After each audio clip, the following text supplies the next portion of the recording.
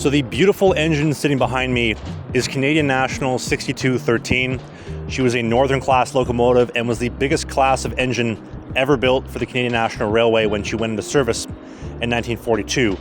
Now, she was primarily a freight hauling engine, but you'll notice, and this is one of my favorite things, one of the favorite features of her, is those beautiful elephant ears, which are essentially smoke guards to prevent the exhaust from coming behind and hitting passengers when she was running steam excursion operations, literally right down the road here out of Toronto Union Station. There's just something about the Canadian National class of locomotives that are just so sexy, for lack of a better term, and the color scheme too, the white trim on the wheels.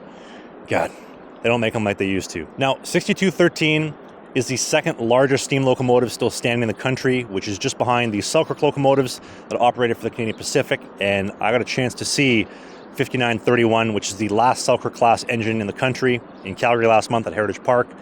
And that is a beautiful machine, but in my opinion, I think this girl takes the cake.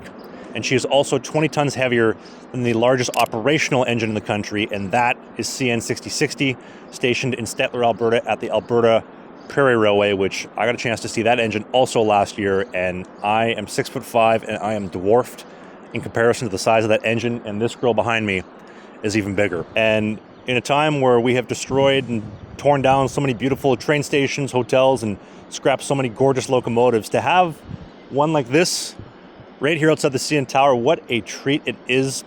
And the only thing that would make it better is if this girl was still running.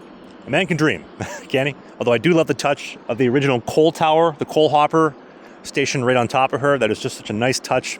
God, they are so sexy and just a tribute to a time when steam reigned supreme.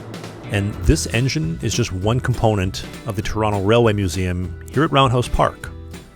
From historic passenger coaches to diesel engines, this entire museum is within the original 1929 roundhouse. And to say that the view has changed a little bit since then, maybe a bit of an understatement.